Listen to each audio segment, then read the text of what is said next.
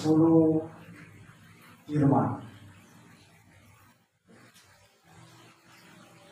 Dan Elohim mengucapkan segala firman ini dengan mengatakan, Akulah Yahweh Elohimmu yang telah membawa engkau keluar dari tanah Mesir, dari tempat perbudakan. Jangan ada padamu ilah-ilah lain di hadapanku. Jangan membuat patung bagimu yang menyerupai apapun di langit, di atas, atau apapun yang ada di bumi di bawah, atau yang ada di dalam air di bawah bumi. Jangan bersujud kepada mereka dan jangan melayani mereka, karena Akulah Yahweh Elohimmu, Elohim yang cemburu, yang memperhitungkan kesalahan bapa kepada anak-anak, kepada generasi yang ketiga dan kepada yang keempat, kepada mereka yang membenci Aku. Tetapi yang melakukan kebaikan kepada beribu-ribu orang, kepada mereka yang mengasihi Aku, dan kepada mereka yang memelihara perintah-perintahku. Jangan menyebut nama Yahweh Elohimmu untuk kesia-siaan, karena Yahweh tidak akan membebaskan orang yang menyebut namanya untuk kesia-siaan. Ingatlah hari Sabat untuk menguruskannya. 6 hari engkau seharusnya bekerja dan melakukan segala pekerjaanmu. Tetapi hari ke-7 adalah Sabat bagi Yahweh Elohimmu. Setiap pekerjaan janganlah engkau lakukan, baik engkau atau anakmu laki-laki, atau anakmu perempuanmu, budakmu, atau wanita pelayanmu, atau ternakmu, ataupun orang asing yang ada di dalam gerbangmu. Sebab 6 hari lamanya Yahweh telah menjadikan langit dan bumi, laut dan segala isinya, dan Dia beristirahat pada hari ke-7 itu. Oleh karena itu, Yahweh memberkati hari Sabat itu dan menguduskannya. Hormatilah ayahmu dan ibumu, supaya lanjut umurmu di negeri yang Yahweh Elohimmu berikan kepadamu. Jangan membunuh, jangan berzina, jangan mencuri, jangan mengucapkan kesaksian dusta terhadap sesamamu, jangan mengingini rumah sesamamu, jangan mengingini istri sesamamu, atau budaknya, atau wanita pelayannya, atau lembunya, ataupun kejahatannya, ataupun segala sesuatu yang menjadi milik sesama.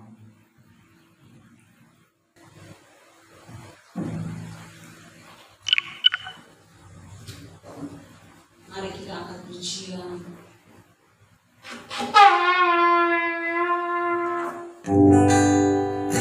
El Gibor, Dia Elohim, Dia Yahweh yang layak dipuji, Dia Yahweh yang layak ditinggikan. Haleluya.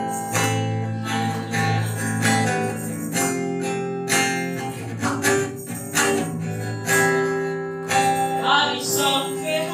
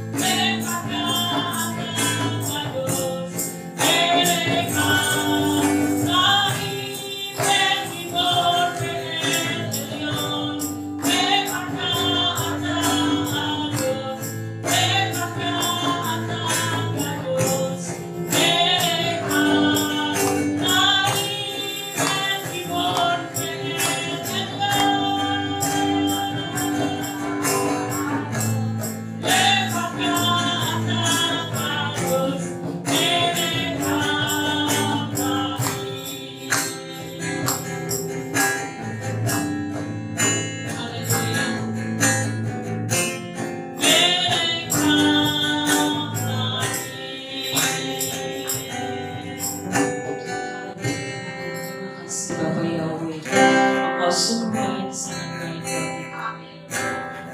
Kita akan masuk dalam doa pembukaan.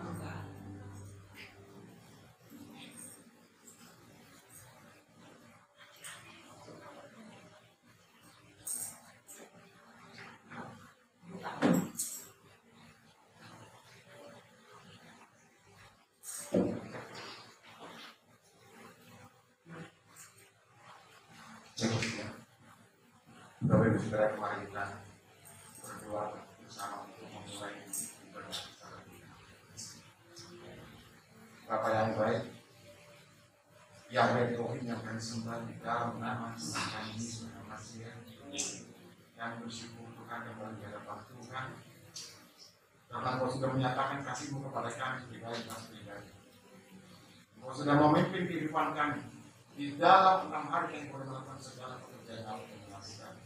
Dengan berbagai pekerjaan yang dapat kami lakukan itu Bapak, tidak tertutup kemungkinan Tuhan kami melakukan pelanggaran yang menyakitkan hati-Mu, yang menyakitkan hati sama kami.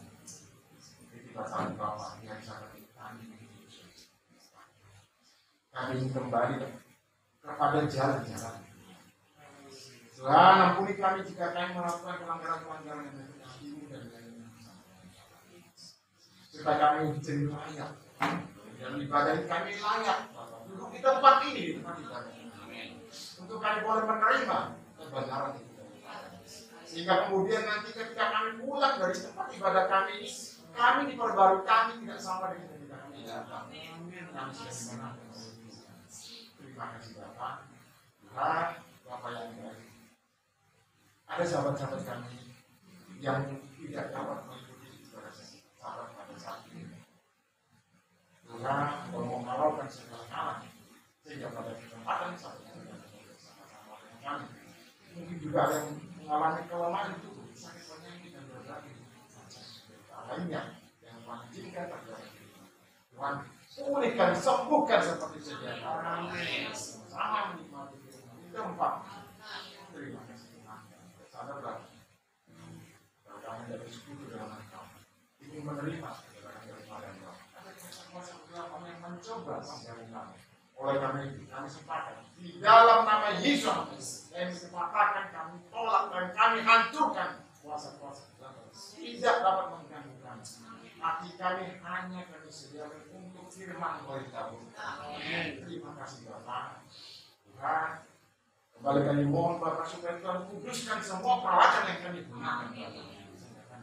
Bapak dapat menggunakan dari saya. Amin.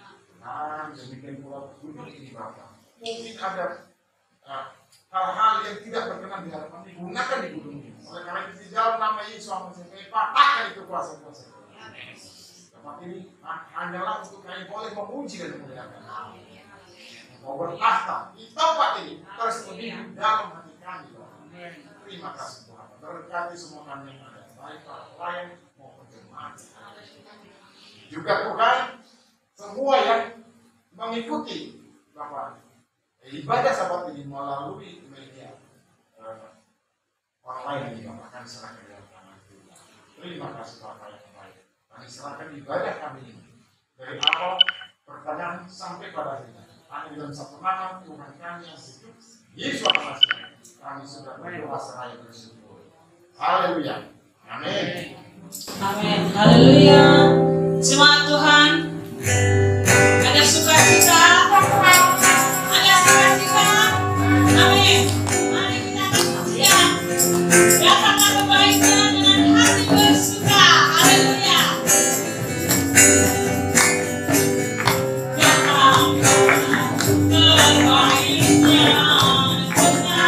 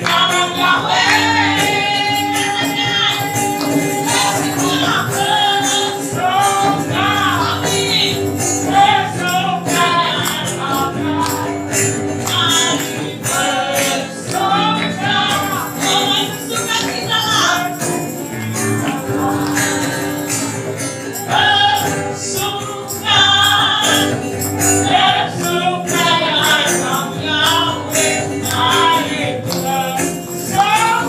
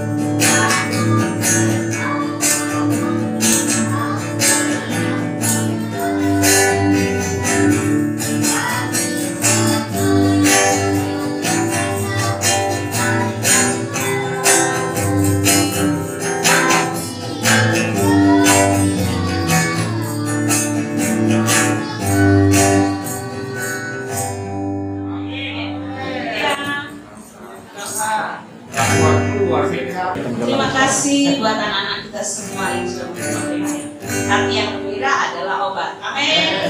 Kita akan siapkan hati kita untuk mendengarkan firman Tuhan.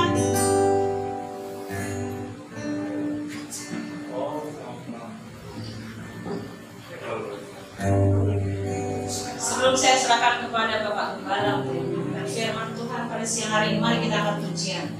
Kita siapkan hati kita. Kita angkat pujian. Kiko Af.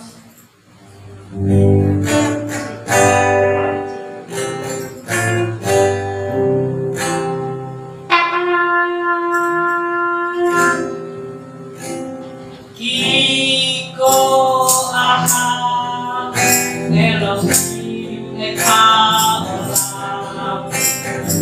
Arti Nasa Echo Yendo Taman Koyopan Olama Amiko Elaika Kaye Olam Haleluya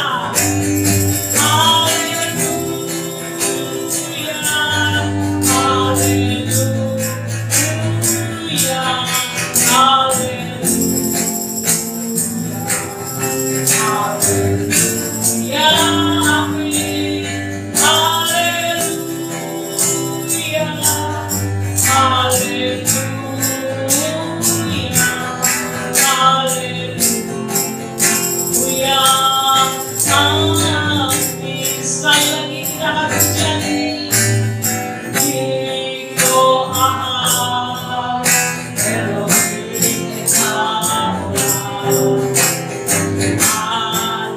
kata Yendo Taman Koyopan Olama Amiko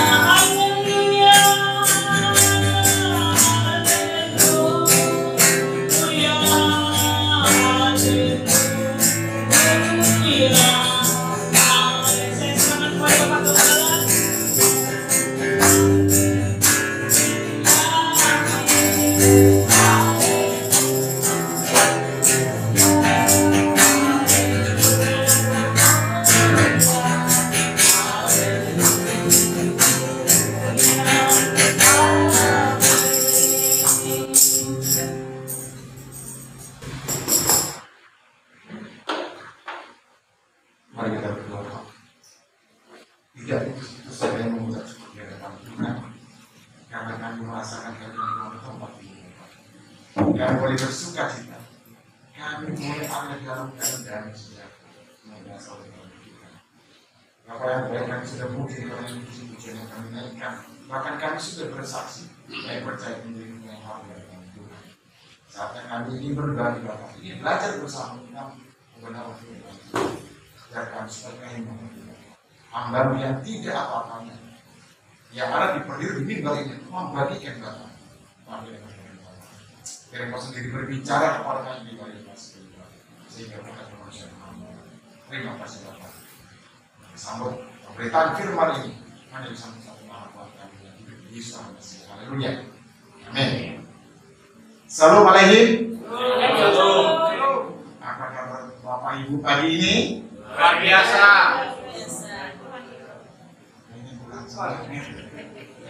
Apa kabar Bapak Ibu pagi ini? Luar biasa. Siap diberkati? Amin. Bapak Ibu, ini akan terus year ini akan terus kita mantapkan. Kenapa? Karena memang Ya, harusnya seperti itu. Kita harus ada dalam tetap dalam sukacita. Amin. Baik, Bapak Ibu, kita belajar bersama tentang doa. Ya, kalau pada sahabat yang lalu, beberapa sahabat yang lalu, Bang Nasir, saya lupa, itu kita sudah belajar tentang struktur doa. Ya, strukturnya yang dimulai dari pengakuan, pengudusan, lalu kemudian isi doa itu sendiri, batang tubuhnya, dan terakhir tetap ditutup dengan syukur. Nah, sekarang masih dalam rangkaiannya, tapi kita memang agak mundur sedikit ya. Ini doa ada dua ternyata ya. Doa ada dua. Namun sebelum sampai ke situ Bapak Ibu, kita baca dulu firman Tuhan Bapak Elohim ya. Dari kitab Lukas ya. Kitab Lukas pasalnya yang ke-11, Lukas pasal 18 ayatnya yang ke-11 sampai dengan 13. Bapak Ibu, kita membaca daftar ini, firman Tuhan ini secara bergantian. Saya membacakan ayatnya yang ke-11, Bapak Ibu Saudara membaca ayat yang ke-12, lalu saya kemudian kita bersama-sama, maksud saya baca ayat yang terakhir, itu ayat yang ke-13. Sudah siap Bapak Ibu dengan kitab sucinya? Tidak masalah kalau Bapak Ibu baca dari terjemahan LAI atau apapun. Kebetulan saya baca dari ESV3 ya. Ada di hadapan saya. Baik. Judul perikopnya adalah perumpamaan tentang doa. Nih, perumpamaan tentang doa. Ayatnya yang ke-11. Orang Farisi itu sambil berdiri mendoakan hal-hal ini bagi dirinya. Ya Elohim, aku bersyukur kepadamu karena aku tidak seperti orang-orang kebanyakan, serakah, tidak jujur, berzina, ataupun seperti pemungut cukai ini. Aku berpuasa 2 kali seminggu. Aku memberikan sesuatu segala sebanyak yang aku dapatkan. Kita bersama-sama 13. Kami mereka itu berdiri jauh-jauh. Maka dia akan berani menghadang langit. Supaya dia mengukur diri dan bersatu. Ya Elohim, kasihanlah aku orang berdosa ini. Nah, dari struktur dari ayat ini yang sudah kita baca, Bapak Ibu, ada dua hal. Satu orang menunjukkan apa namanya? Ini loh iman saya, ya. Ini mengarah kepada kesombongan orang. Satu lagi merasa saya bukan siapa-siapa, saya tidak ada apa-apanya, kira-kira seperti itu. Nah, dari situ sebenarnya kita bisa membuat kesimpulan bahwa ternyata ada dua doa, dua macam yang disampaikan, dinaikkan, dipanjatkan dengan karena dia merasa imannya hebat, gitu, kira-kira seperti itu. Dan ada lagi yang merasa saya tidak ada apa-apanya, saya tidak lebih dari, kalau dalam kitab suci dikatakan seperti cacing daun, saya tidak lebih daripada seekor cacing yang apa-apanya, seperti di hutan tidak ada apa-apanya. Itu yang kedua. Nah, yang pertama tadi menunjukkan keakuannya. Nah, keakuannya ya, keakuan daripada seorang yang merasa imannya begitu hebat, imannya luar biasa. Apakah Tuhan atau Bapak yang mau mendengar doa yang dengan orang yang seperti ini? Nah, nanti kita lihat di dalam ayat selanjutnya. Doa ini sebenarnya ada hukumnya juga, ya. Apa hukumnya? Yang pertama, kita itu harus jujur dalam berdoa. Harus jujur dalam berdoa. Apa yang kita minta? Apa yang mau kita inginkan? Jadi harus jujur, itu hukumnya. Yang kedua, kita harus teguh atau definitifnya teguh di dalam berdoa. Apa itu? Ya, jangan kita mencela-mencela. Doanya sekarang minta apa? Sesuatu yang luar biasa. Lalu kemudian kita merasa itu tidak mampu kita raih, lalu kita merubah doa kita. itu artinya tidak teguh. Ya. Lalu yang ketiga, hukumnya Tuhan tidak akan melakukan untuk kita apa yang tidak dapat kita lakukan. Apa yang tidak dapat kita lakukan tidak mungkin Tuhan berikan. Itu hukumnya berdoa. Walaupun kita minta, kita ingin minta, misalnya nih, ini tidak terkait dengan teologi kemakmuran ya, meskipun teologi kemakmuran itu bukan sesuatu yang salah, nanti kita bahas bersama. Saya ingin minta mobil mewah, saya ingin mobil mewah, rumah mewah, ya. Tetapi kemudian kita, pekerjaan kita tidak memungkinkan untuk kita meraih itu. Kira-kira Tuhan berikan ya? Ya, tapi ya, seperti itu. Jadi Tuhan tahu, di hukuman ketiga, Tuhan tahu dan akan memberikan kepada orang sesuai dengan porsinya masing-masing. Itu maksudnya, itulah hukum yang ketiga. Nah, mungkin kita mengatakan seperti ini, Tuhan itu kan serba ya, yang memiliki.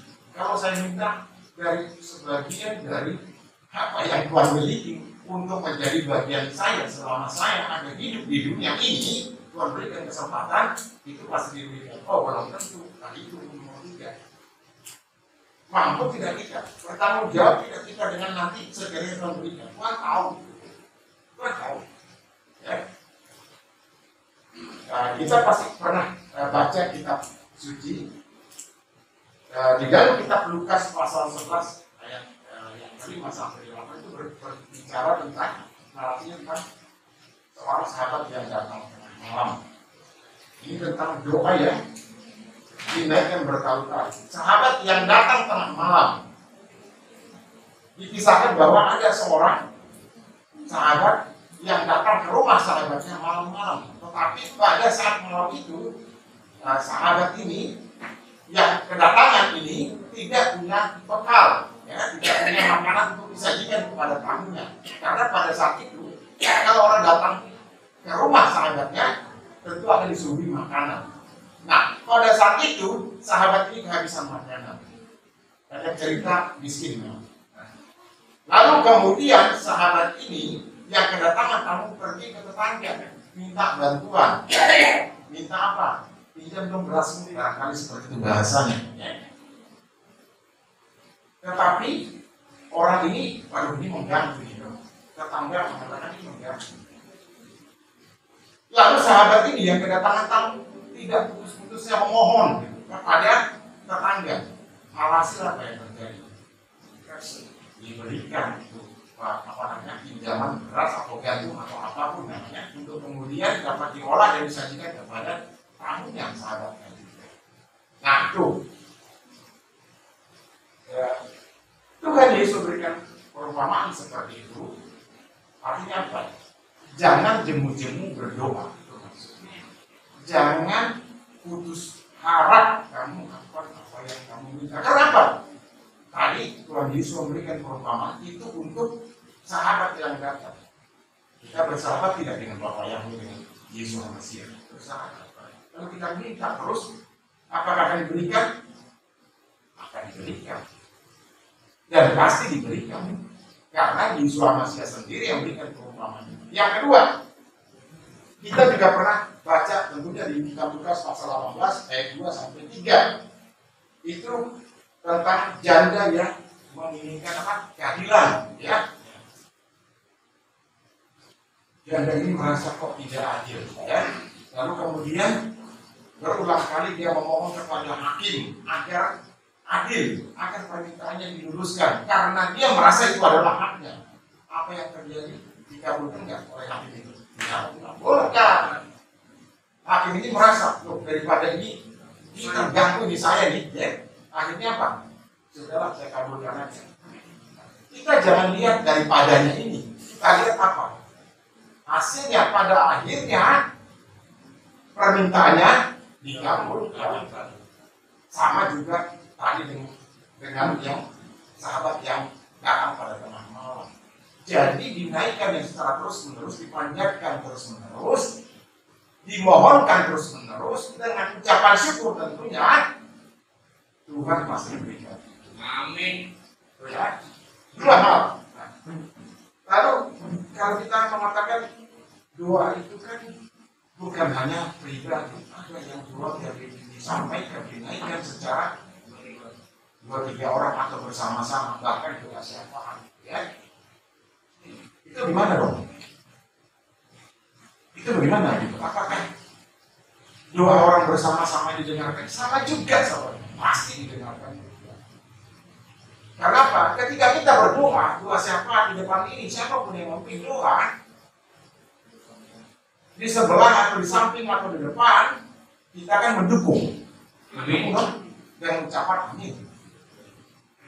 Berarti apa? Itu juga termasuk pribadi kita, doa pribadi kita. Cuma caranya disampaikan dengan berkelompok. Tadi dikatakan 2-3 orang atau banyak orang, begitu. Dengan kita mengaminkan itu juga pribadi kita dengan Tuhan. Jadi doa itu tidak terlepas dari apa? Hukum alam. Apa sih maksudnya hukum alam? Hukum alam maksudnya bahwa apa yang ada di alam ini Tuhan yang punya. Jangan memahami hukum alam itu dengan ilmu sekuler ya. Tidak. Lebih daripada itu. Ada yang mengatur kita. Siapa yang mengatur kita, menyuruh kita untuk berdoa? Dia mengajari kita untuk berdoa, Bapak Ibu. Tidak ada gunanya kita berdoa berjam-jam, berhari-hari umpamanya seperti itu kalau ada, tetapi kita sendiri tidak yakin. Tidak ada gunanya. Itu hanya ritual, itu hanya upacara atau acara. Tidak ada gunanya. Kita berdoa mungkin pendek. Doa itu kalau benar-benar, Bapak Ibu boleh lanjutkan? Besar puasanya. Besar puasanya itu besar khasiatnya. Puasa khasiatnya. Jadi jangan juga kita berdoa seolah-olah kita mencobai.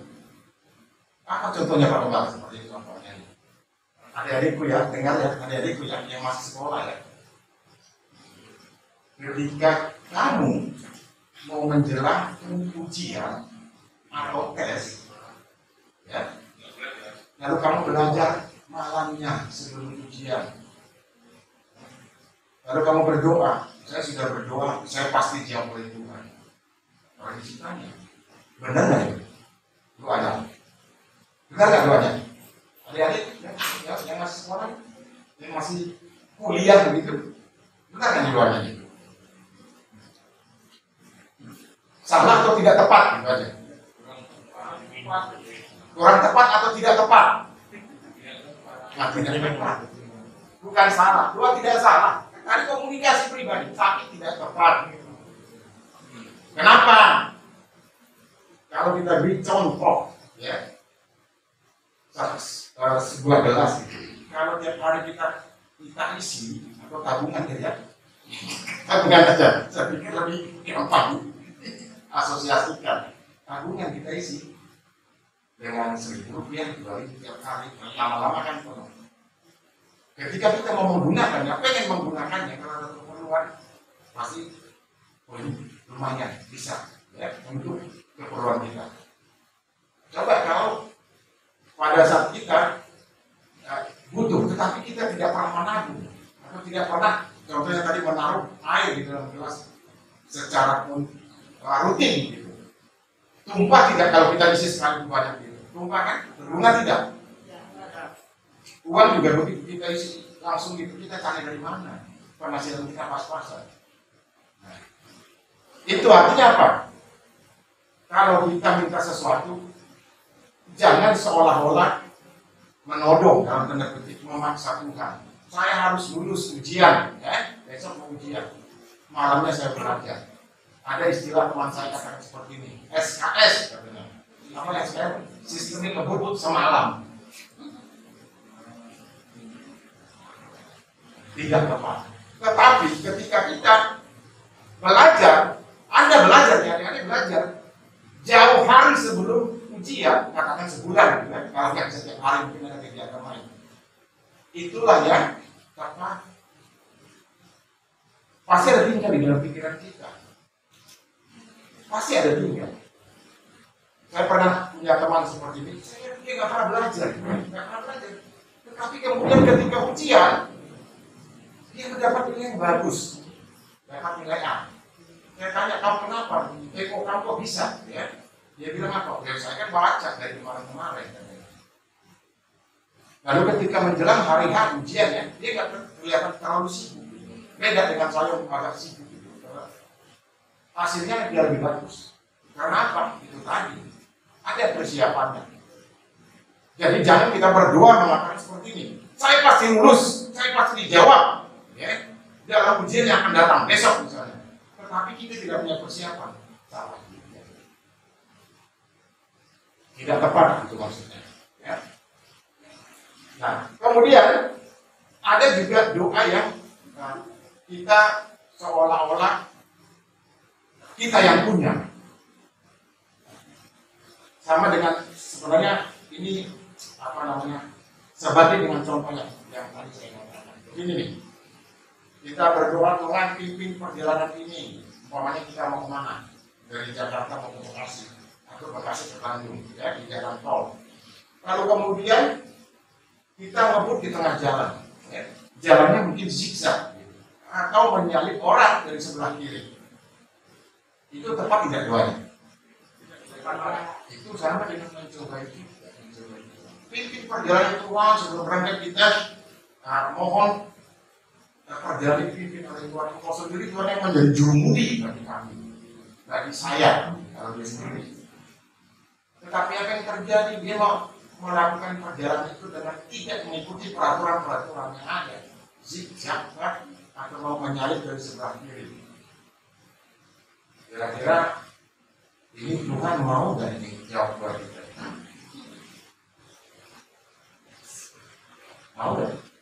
Mau juga, karena kasihan loh. Kasihan. Ini anakku kalau anak celaka, saya juga yang repot. Kenapa? Pasti dia menangis-nangis lagi berdoa kepada saya. Repot saya jawab ini. Kasihan juga saudara-saudaranya, anaknya, istri, suami, seperti itu ya. Kalau masuk rumah sakit, iya kalau masuk rumah sakit. Kalau innalillahi putus hubungannya kan? Putuskan hubungannya, kita agak-agak melenceng sedikit. Boleh tidak mendoakan orang mati lagi? Ya, bisa kan? Putus hubungannya kan?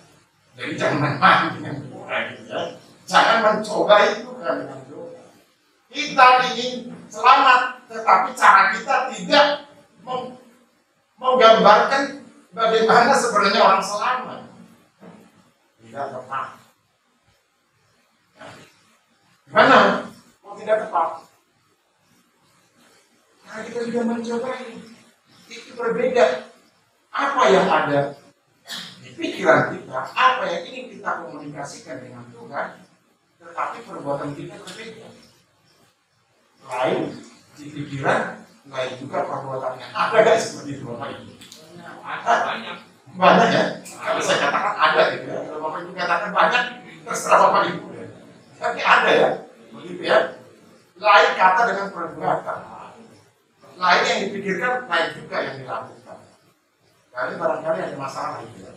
Kalau secara psikologi ini perlu psikolog ya, atau psikiater barangkali ya. Sama aja. Jangan berpikir kalau psikiater pasti orang gila. Enggak juga Bapak Ibu. Enggak, kalau psikiater pasti gila. Enggak, mohon maaf itu dia ingin komunikasi. Jadi jangan langsung berpikiran, wah ini kalau psikiater ini ada kelainan jiwa, belum tentu gila.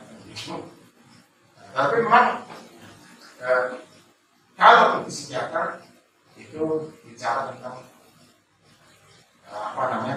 pengalaman medik, bagaimana mengatasi orang yang tidak konsisten dalam perbuatan dan pikiran. Kalau gitu, kalau para politikus yang tidak konsisten, lain ucapan, janji dengan yang dilakukan, kemudian setelah berpikir gimana Bapak Ibu? Psikiater juga Bapak Ibu. Jangan takut bicara politik. Bicara politik loh ya, bukan jadi politisi, bukan praktisi politik. Ya, bukan praktisi. Kan bicara politik boleh tidak boleh. Jadi kalau lain ucapan dengan perbuatan, itu tadi doa dengan yang dilakukan berbeda. Iya, perlu ke psikolog atau psikiater. Pertanyaannya siapa psikolognya, siapa psikiaternya? Siapa? Balik lagi ke firman ini. Ya Tuhan sendiri, Papa yang sendiri di sini suara siap, ya kan? Mohon pertolongan Roh Kudus, Roh Kudus supaya kita berdoa itu doanya seperti yang diajarkan itu. Tidak perlu mulu-mulu kita berdoa panjang lebar kiri kanan, ada seperti itu. Tuhan itu ajarkan kan. Berdoa itu strukturnya seperti apa? Bapa kami yang di surga dan seterusnya. Singkat kan? Apa yang kita minta? Makanan kami yang secukupnya. Cukup itu seperti apa? Oh, ada yang mengatakan begini. Cukup itu sama dengan pas. Pas butuh ini dapat. Pas butuh ini dapat. Pas butuh uang 100 juta dapat uang. Ya. Nah, kalau begitu dua macam doa yang mau kita pelajari bersama Bapak Ibu adalah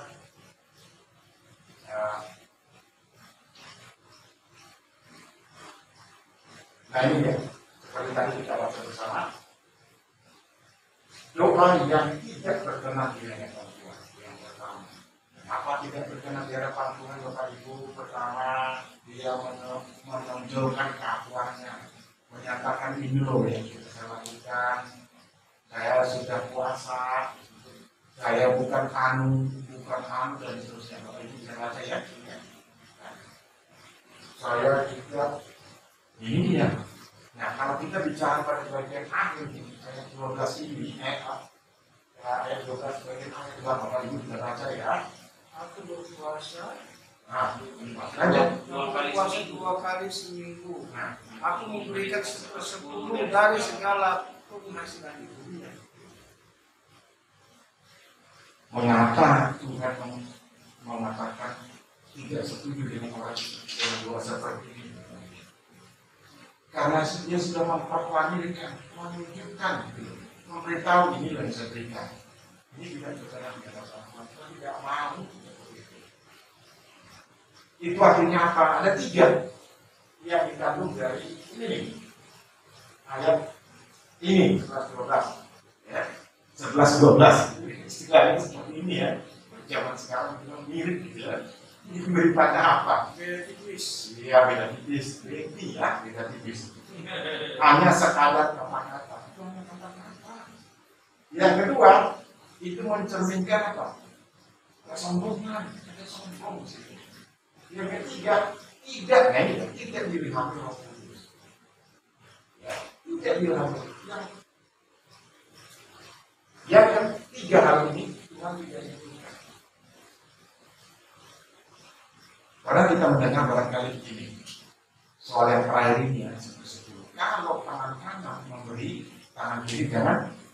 Kalau tangan kanan itu maksudnya. Kita bicara dunia sekuler, bisa kita kaitkan dengan firman Tuhan. Buktinya. Jadi, yang pertama doa yang tidak terkenal di hadapan Tuhan sebagaimana yang ada di dalam kitab Lukas pasalnya yang ke-18 ayatnya ke-11 dan 12. Lalu doa yang berkenan seperti apa? Nah, ini nanti kita baca. Saya baca di slide ini yang pertama, sikap merendah di hadapan Tuhan. Sikap merendah di hadapan Tuhan tadi di dalam kitab 18 ayat 13 tetapi pemungut cukai itu berdiri jauh-jauh karena dia tidak berani menghadap langit. Mereka dia memukul diri berkata, ya Tuhan, kasihanlah aku orang berdosa. Ini Tuhan berkenan terhadap orang yang mengakui Kan tadi saya katakan kalau doa juga pertama-tama kan pengakuan kemudusan. Nah itu dia mengakui siapa saya ini, saya tidak ada apa-apanya. Saya tahu kalau saya berdosa. Saya tahu kalau saya melakukan hal-hal yang tidak berkenan di hadapan Amin. Lalu kita berdoa, ini yang Tuhan mau dengar. Ini yang Tuhan dengar. Lalu yang kedua, berdasarkan iman. Nah, ini bisa kita lihat di kitab Yakobus pasal yang kelima, ayatnya yang ke-15 dan 16. Saya bacakan. Dan doa yang lahir dari iman akan menyelamatkan orang sakit itu, dan Tuhan akan membangunkan dia. Dan jika dia telah berbuat dosa, maka dosanya itu akan dia mengampuni. Langsung dapat Tuhan, langsung dapat Tuhan. Sakitnya disembuhkan, kemudian dosanya diampuni dapat Tuhan. Itu dia. Dapat Tuhan dari orang yang mengakui kelemahannya, pelanggarannya di hadapan Tuhan, langsung dapat Tuhan. Yang terakhir dari kitab ayat 16 dikatakan, karena itu nanti saran buat kita semua. Karena itu adalah kamu saling mengaku dosa dan saling mendoakan supaya kamu apa? Sembuh. Doa orang benar bila dengan hati didoakan sangat besar. Bukan kasihatnya kan? Kuasanya. Jadi doa itu berkuasa bagi kita. Lagi-lagi dikatakan, kenapa sampai diulang? Sembuh sakit kan gitu ya. Kenapa sampai itu kata-kata itu diulang? Karena memang manusia lupa. Bukan soal lupa ya Bapak Ibu ya. Kenapa? Apakah kita ini robot?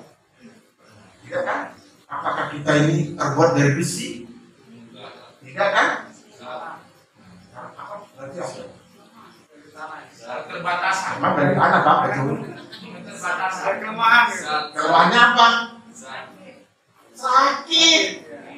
Maka berbahagialah Bapak Ibu, saudara di tempat ini yang tidak pernah sakit.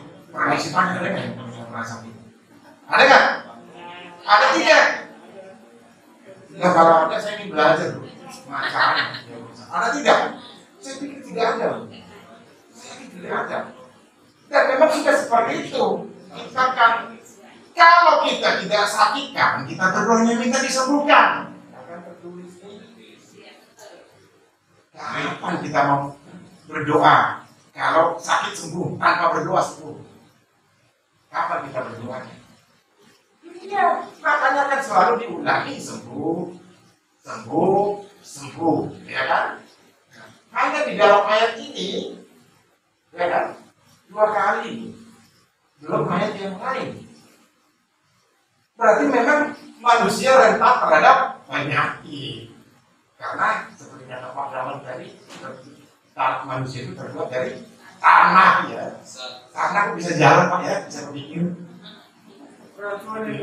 Kalau iya itu jawaban. Ya, jadi yang jelas karena kita punya kelemahan tubuh, sakit penyakit. Lalu firman ini mengatakan bahwa kita harus berdoa, minta kesembuhan, minta pertolongan Tuhan supaya kita sembuh. Ya, kita lanjut. Nah, kita juga yang ketiga nih dari doa yang berkenan harus penuh dengan urapan Roh Kudus ya, doa namanya. Itu bisa kita baca di kitab 1 Korintus pasalnya yang 14 ayatnya yang 18 dan 15. Saya bacakan ke kita. Sebab jika aku berdoa dengan bahasa roh, maka rohku yang berdoa, tetapi akal budiku tidak boleh berdoa. Maksudnya kalau kita berdoa jangan mengandalkan pikiran lagi, akal lagi. Itu maksudnya. Lanjut lagi. Jadi apakah yang harus berdoa? Aku akan berdoa dengan rohku, tetapi aku berdoa juga dengan akal budiku. Aku akan menyanyi dan memuji dengan rohku, tetapi aku akan menyanyi dan memuji dengan akal budiku. Berdoa juga siogianya diiringi dengan apa? Nyanyi. Nyanyinya tidak harus keluar suara. Ada yang ahli-ahli tarik suara mengatakan setengah suara, ya kan? Setengah suara. Setengah suara itu seperti apa? bisa nggak 20,5? Itu benda padat nggak bisa dikurangkan, nggak akan dikurangkan, nggak bisa setengah suara ternyata makin pelan gitu loh. Harus tak terdengar. Ternyata itu maksudnya. Jadi kalau kita berdoa diiringi dengan nyanyi dalam hati, itu yang diinginkan oleh firman Tuhan. Ya. Lalu kemudian kita baca lagi di kitab Efesus pasal yang ke-6 ayat 18. Dalam segala doa dan permohonan, jadi katanya berdoalah setiap waktu di dalam roh dan berjaga-jaga di dalam doa itu dengan permohonan yang tidak putus untuk segala orang. Nah, ini memang ada kehidupan kita. Siapa maksudnya? Orang kudus itu siapa? Ya kan? Berarti kita tidak cukup berdoa untuk diri kita sendiri, orang lain. Orang-orang kudus itu bisa dikatakan orang yang baik. Siapa? Siapa yang harus kita doakan? Sudah jelas dong ya, diri kita, keluarga jauh. Dan yang dimaksud orang kudus siapa? Ayo, Bapak Ibu. Saudara seiman. Ya, saudara seiman. Oke, lebih tegas lagi siapa yang dimaksud orang kudus? Ini bicara firman ya. Siapa yang dimaksud orang kudus? Saya kepada Tuhan Yesus Masiah. Ya kan? Saya kepada Tuhan Yesus Masiah. Ya. Usahkan Masih sederajat Pak yang ini sampai. Maksudnya orang kudus siapa? Dalam konteks ini lewat ini, siapa yang dimaksud? Siapa Israel. Itu udah pasti saja. Siapa yang maksud orang kudus?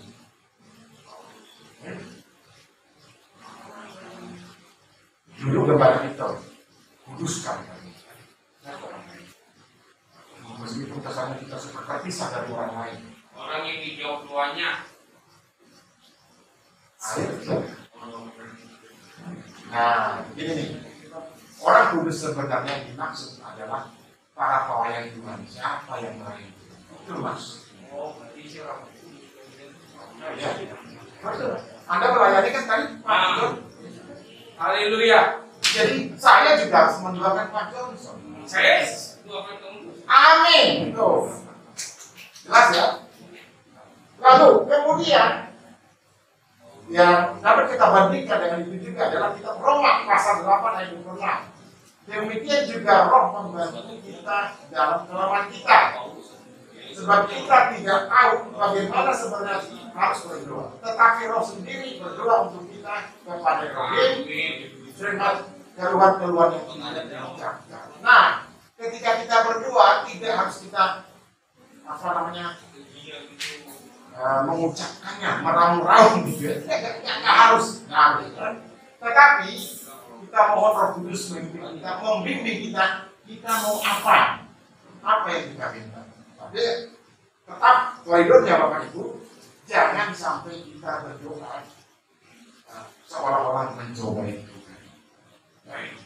Jangan sampai itu yang dimaksud. Kalau kita sudah minta pimpinan Roh Kudus untuk kita dapat berdoa, jangan lagi kita mengandalkan akal budi kita, kata-kata yang indah yang keluar. Tidak perlu sederhana. Tidak ada nilai untuk berdoa. Saya sampai beberapa pendidikan saya ikuti, tidak ada nilai untuk doa. Atau Bapak Ibu pernah ada guru atau dosen yang memberikan nilai doanya 5, permisi tanya. Tidak ada. Tidak ada yang berani menilai doa. Tidak berani.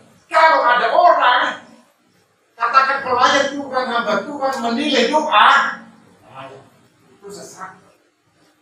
Yang berani katakan yang tinggal. Ya. Tetapi memang kalau doanya berulang-ulang mengingatkan jangan berulang-ulang, tidak dibilang tidak salah. Kamu salah berdoa tidak. Tidak ada benar salah dalam doa, tidak tepat. Iya. Meminta yang bukan bukan ranah kita, bukan hak kita. Kalau kita mau berdoa, kita tidak bersiap-siap untuk menerima. Jadi maksudnya kita siap-siap menerima apa yang kita doakan, ya kan? Jangan kita minta misalnya kami ingin dapat gereja yang besar, ya kan? Tetapi kita malas-malasan misalnya untuk meraih itu. Tuhan bilang apa? Nehi. Orang ini Aja kata orang Hollywood. Ya mungkin. Mustahil kata para gitu ya. Oh mustahil. Jadi berdoa itu harus kita karena realistis lah. Mohon apa yang kita terima, yang patut kita terima, yang pantas kita terima. Jadi bukan sembarang berdoa. Ya. Kesimpulannya Bapak Ibu disingkat saja. Kesimpulannya adalah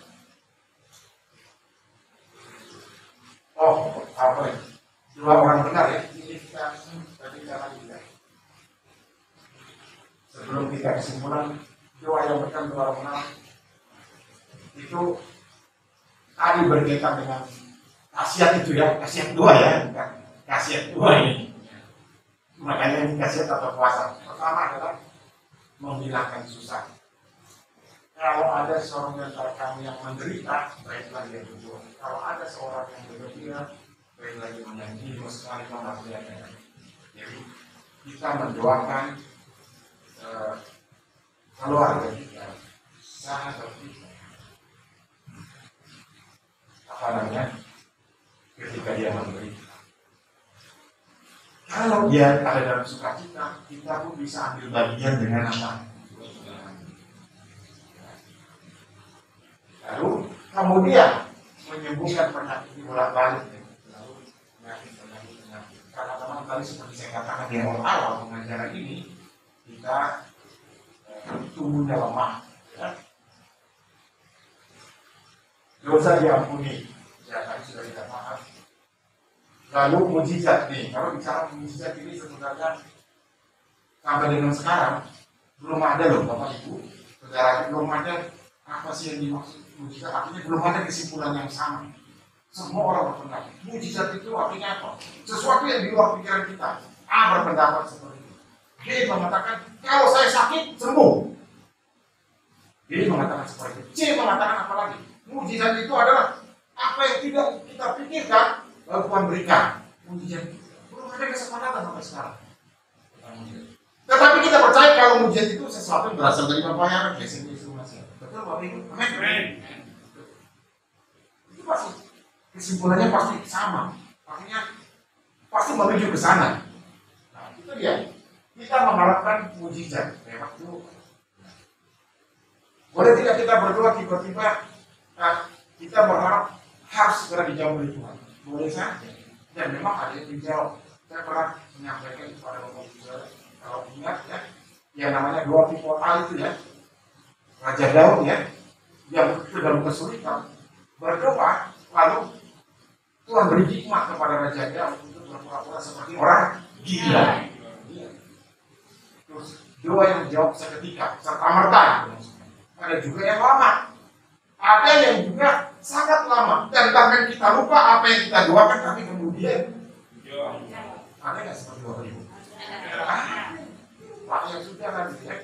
Tetapi ini sebenarnya diinginkan oleh Tuhan. Karena tadi dikatakan berdoa itu harus apa? Konsisten, harus teguh. Tetapi memang itu tadi karena kita adalah manusia. Kata orang sekolah mengatakan manusia itu kan tak luput dari kekilapan, gitu kan? Manusia alamatnya kekilapan, katanya namanya hilang. Kan bisa aja masih sih kamu nggak bisa mengampuni saya, kan gitu. Ya memang itu Bapak Ibu. Kalau coba manusia itu alamatnya gila. Tapi kan dia jawabnya apa? Dia berdoa sebenarnya gila. Hilang lagi, berdoa lagi. Makanya Pak Johnson datang beribadah supaya jangan gila lagi besok. Besoknya berdoa lagi pas sahabat-sahabat yang datang. Kalau Tuhan berikan apa? Ayo, jawab Pak Johnson. Kesempatan apa? Untuk berdoa dan untuk hidup. Baik, Bapak Ibu. Nah, jadi kesimpulannya apa? Ternyata Bapak Ibu dari ayat-ayat bacaan kita tadi tidak semua doa didengar, ya kan? Tergantung dari apa? Sikap hati kita atau perilaku berdoa kita. Tadi saya katakan ada yang lambat dijawab. Nah, tapi ini cuma singkat saja. Tidak semua. Sebagai contoh, mundur ke belakang ya. Itu tadi kita minta sesuatu yang tidak masuk akal, ya kan? Terus alamat tidak didengar. Anda berkata begini, saya punya musuh. Nah, saya berikan contoh. Kita punya musuh dalam konteks apa misalnya? Dalam rasanya bisnis. Lalu kita doakan supaya bisnisnya mampus gitu, kira-kira seperti itu. Nah itu jawaban yang didengar, tapi nggak dikasih. Mungkin yang belum didengar doa kita. Berarti budak. Tapi nggak dikasih. Didengar tapi nggak dikasih. Iya. Ada kan orang seperti itu? Pasti ada. Ini manusia. Saya merasa tersaingi, ya kan? Kita merasa tersaingi lalu kita akan berbuat kemudian ini bisnis saya, bisnisnya sama, ya kan? Supaya bisnisnya tidak berkembang.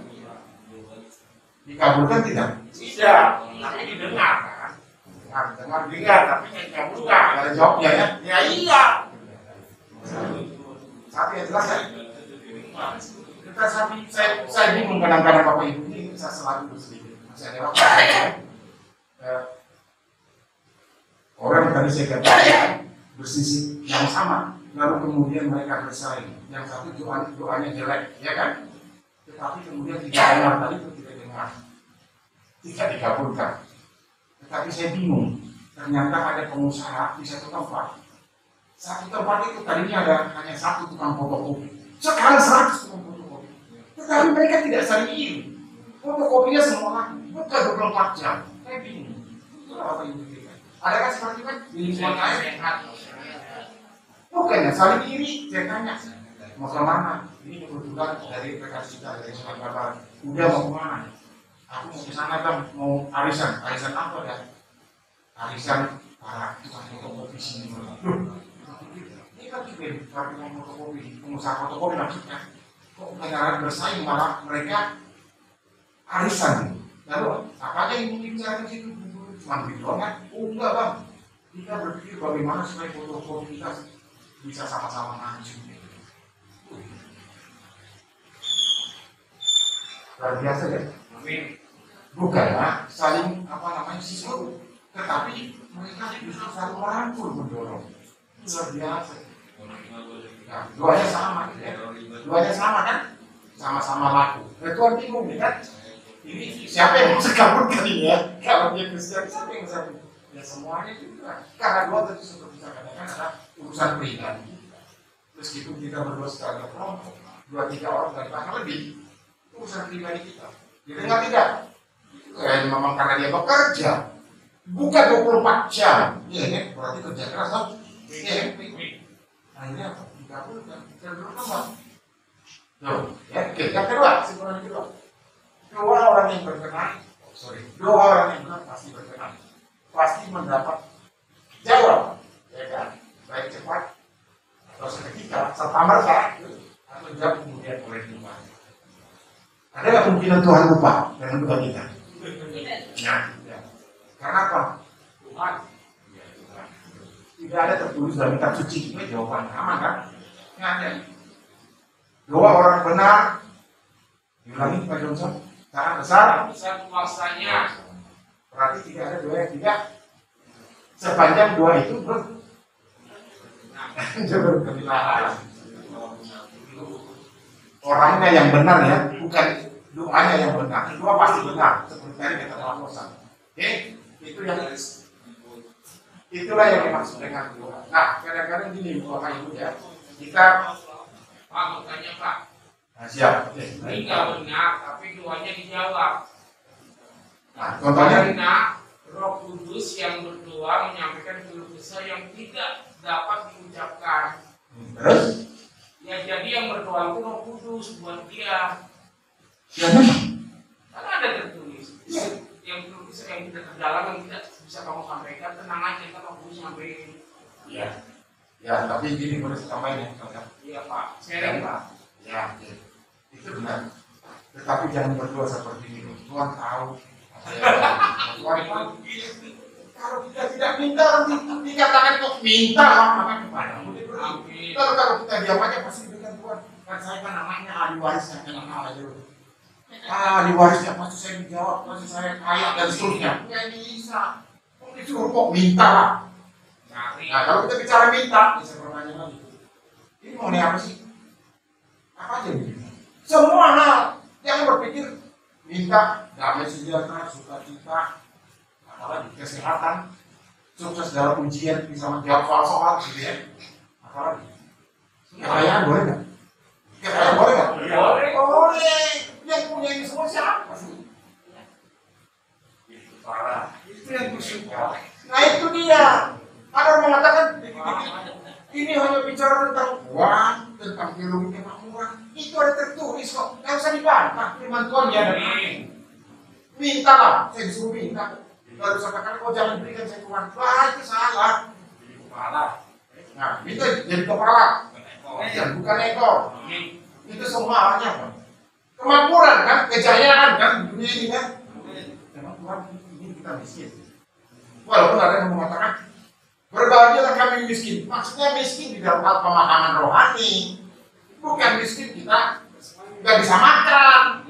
Jangan sampai salah ada yang mengajarkan seperti itu. Kalau miskin, ya memang sih sudah kau bilang saya miskin kok. Enak aja. Jadi firman itu katakan apa? Minta. Minta atau minta-minta? Minta satu lagi. Bisa kan minta-minta? Minta kan sekali. Kalau minta-minta banyak kali kan? Bisa nggak? Itu bilang kok minta. Setiap kali kita baca minta. Baca lagi besoknya minta. Baca lagi besoknya minta. Berarti minta-minta kan? Tuhan dengarkan ya. Sepanjang blog kita itu konsisten, realistis. Ya. Ya. Nah kita baca. Tambahan sedikit lagi nih. Ya seperti yang dulu 5 menit tambah lagi. Kita baca di kitab Mazmur. Permisi siapa yang volunteer atau berkenan baca Mazmur pasal 121. Ini karena pertanyaan dari Pak John. Ya. Mazmur pasal 121. Banyak ya, kalau banyak Pak. Mazmur 121. Ya. Yahweh penjaga Israel. Nyanyian pendakian. Aku melayangkan mataku ke gunung-gunung. Dari manakah datang pertolonganku? Pertolonganku ialah datang dari Yahweh, pencipta langit dan bumi. Dia tidak akan membiarkan kakimu goyah. Penjagamu tidak akan terlelap. Lihatlah, tidak akan terlelap ataupun tertidur penjaga Israel. Yahweh adalah penjagamu. Yahweh adalah pelindung pada tangan kananmu. Matahari tidak akan menyakitimu, dan pada siang hari atau bulan pada malam hari. Yahweh akan menjagamu dari segala kejahatan. Dia akan menjaga jiwamu.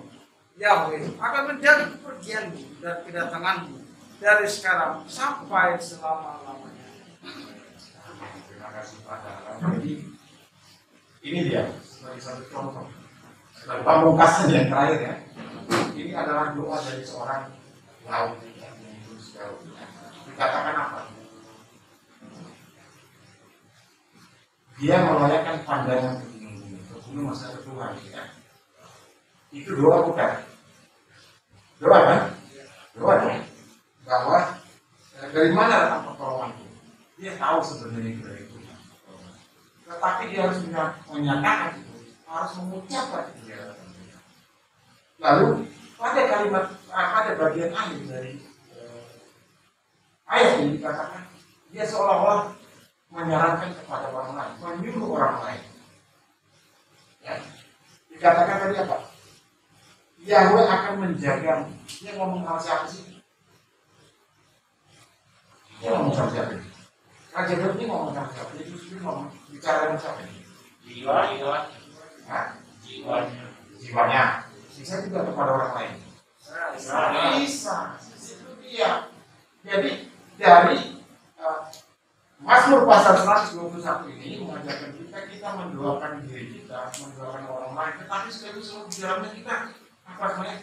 Kita mendorong diri kita sendiri supaya kita apa? Supaya kita kuat, supaya kita teguh, supaya kita apa? Realistis, ya.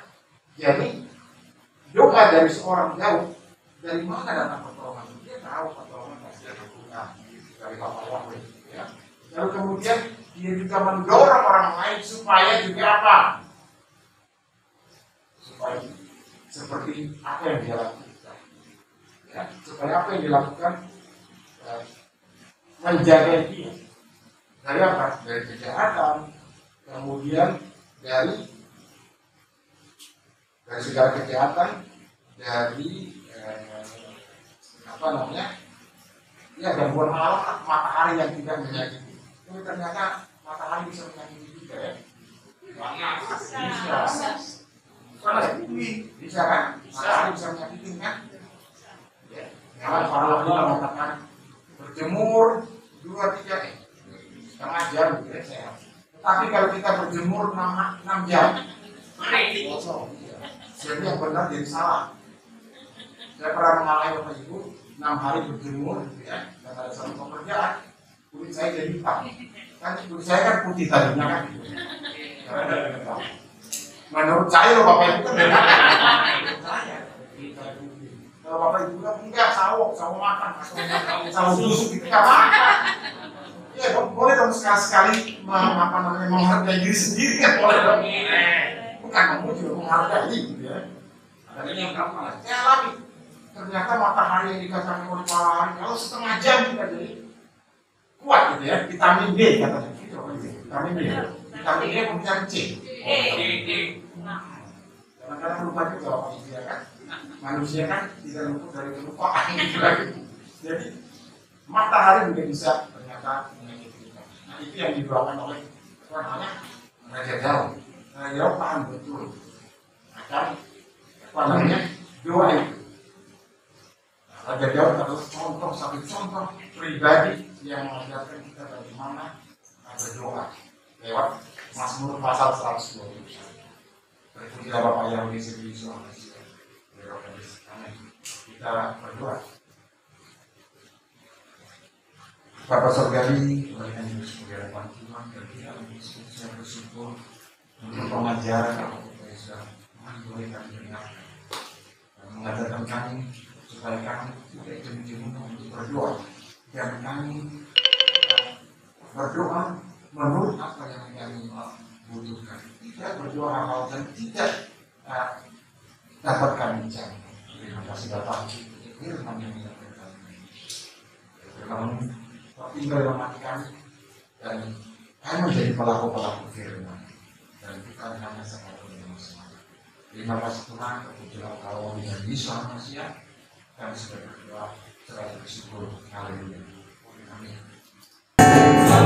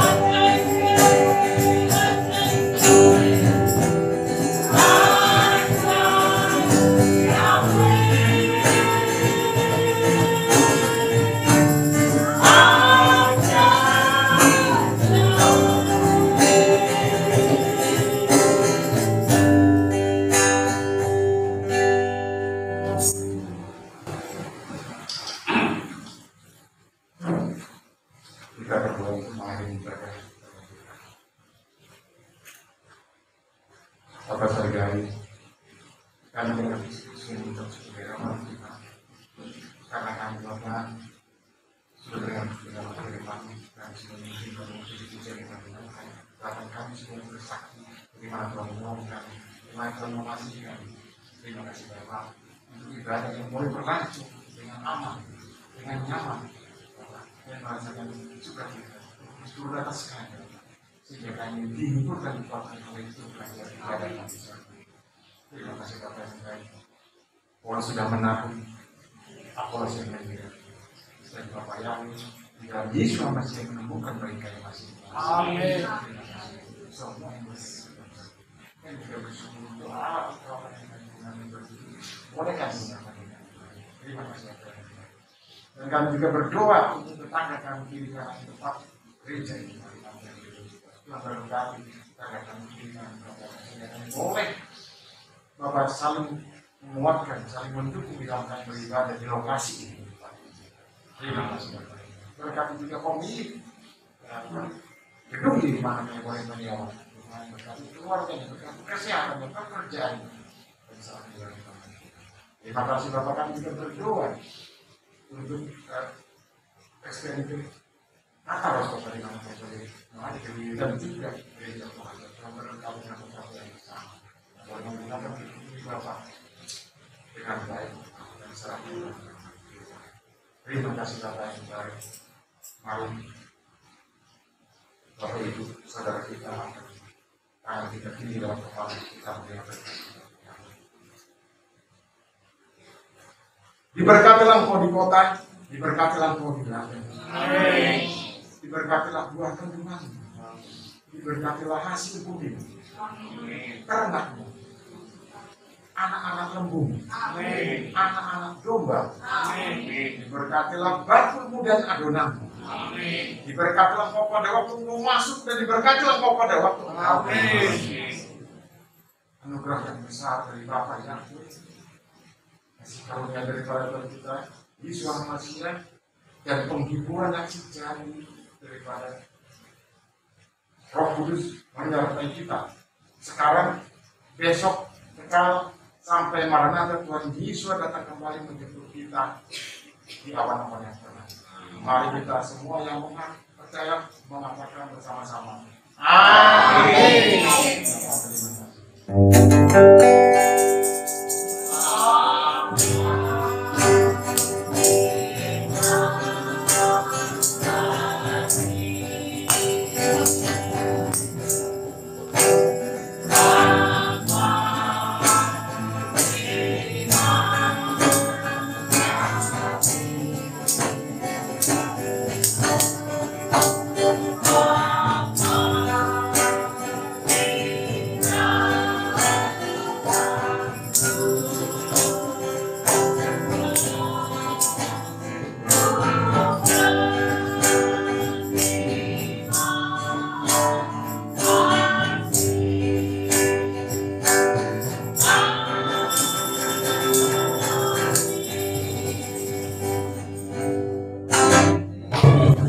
Shalom, selamat sahabat, Tuhan Yesus memberkati.